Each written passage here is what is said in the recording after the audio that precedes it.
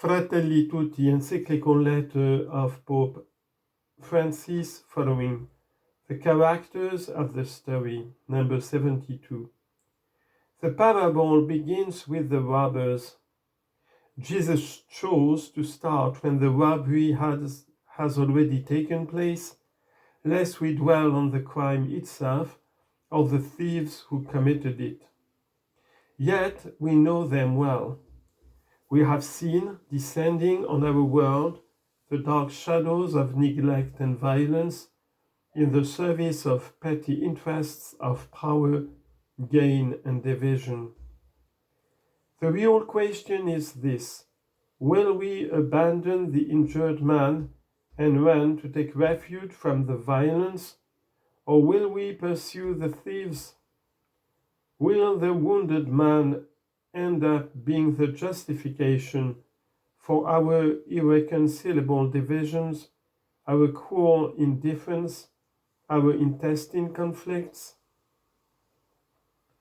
The parable then asks us to take a closer look at the passers-by, the nervous indifference that makes them pass to the other side of the road, whether innocently or not, whether the result of disdain or mere distraction, makes the priest and the Levite a sad reflection of the growing gulf between ourselves and the world around us.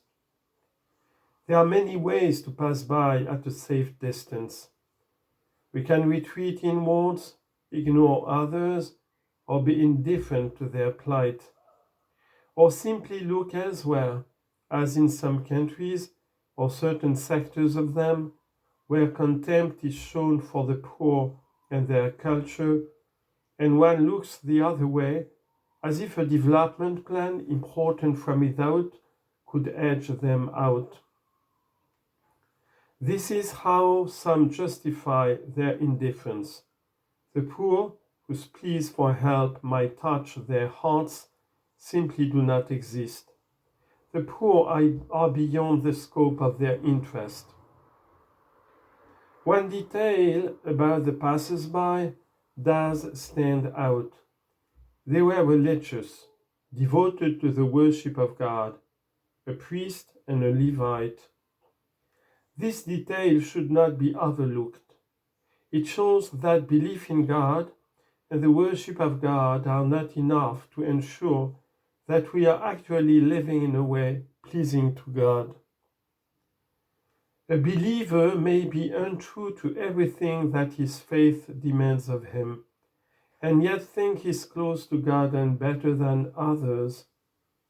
The guarantee of an authentic openness to God, on the other hand, is a way of practicing the faith that helps open our hearts to our brothers and sisters.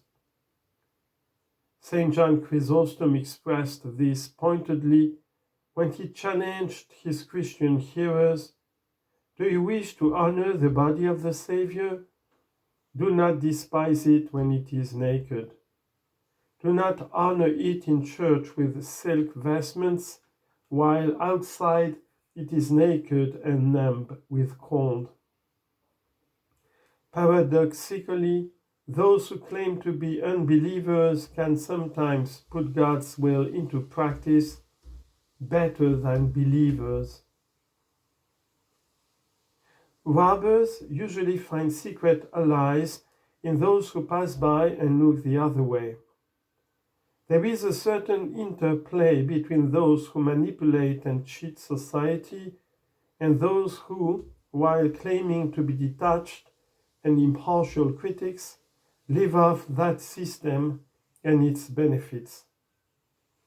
There is a sad hypocrisy when the impunity of crime, the use of institutions for personal or corporate gain, and other evils apparently impossible to eradicate, are accompanied by a relentless criticism of everything, a constant sowing of suspicion that results in distrust and confusion. The complaint that everything is broken is answered by the claim that it can't be fixed. Or what can I do? This feeds into disillusionment and despair and hardly encourages the spirit of solidarity and generosity. Plunging people into despair closes a perfectly perverse circle.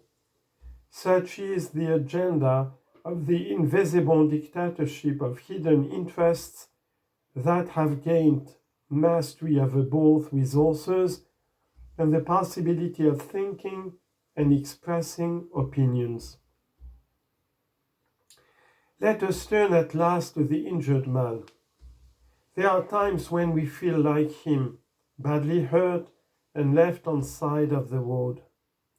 We can also feel helpless because our institutions are neglected and lack resources, or simply serve the interests of a few without and within. Indeed, globalized society often has an elegant way of shifting its gaze under the guise of being politically correct or ideologically fashionable. We look at those who suffer without touching them. We televise live pictures of them, even speaking about them with euphemisms and with apparent tolerance. Starting anew. Each day offers us a new opportunity, a new possibility. We should not expect everything from those who govern us, for that would be childish. We have the space we need for co-responsibility in creating and putting into place new processes and changes. Let us take an active part in renewing and supporting our troubled societies. Today, we have a great opportunity to express our innate sense of fraternity, to be good Samaritans who bear the pain of other people's troubles, rather than fomenting greater hatred and resentment.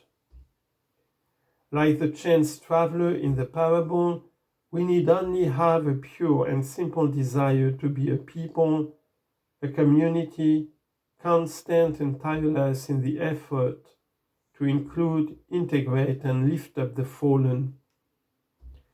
We may often find ourselves succumbing to the mentality of the violent, the blindly ambitious, those who spread mistrust and lies. Others may continue to view politics or the economy as an arena for their own power plays. For our part, let us foster what is good and place ourselves at its service. We can start from below and case by case act at the most concrete and local levels, and then expand to the farthest reaches of our countries and our world with the same care and concern that the Samaritan showed for each of the wounded man's injuries. Let us seek out others and embrace the world as it is without fear of pain or a sense of inadequacy, because there we'll discover all the goodness that God has planted in human hearts. Difficulties that seem overwhelming are opportunities for growth, not excuses for a glum resignation that can lead only to acquiescence. Yet, let us not do this alone as individuals. The Samaritan discovered an innkeeper who would care for the man. We too are called to unite as a family that is stronger than the sum of small individual members. For the whole is greater than the part, but it is also greater than the sum of its parts. Let us renounce the pettiness and resentment of useless infighting and constant confrontation. Let us start feeling sorry for ourselves and acknowledge our crimes, our apathy, our lies. Reparation and reconciliation will give us new life and set us all free from fear. The Samaritan who stopped along the way departed without expecting any recognition or gratitude. His effort to assist another person gave him great satisfaction in life and before his God, and thus became a duty. All of us have a responsibility for the wounded, those of our own people and all the peoples of the earth. Let us care for the needs of every man and woman, young and old, with the same fraternal spirit of care and closeness that marked the Good Samaritan.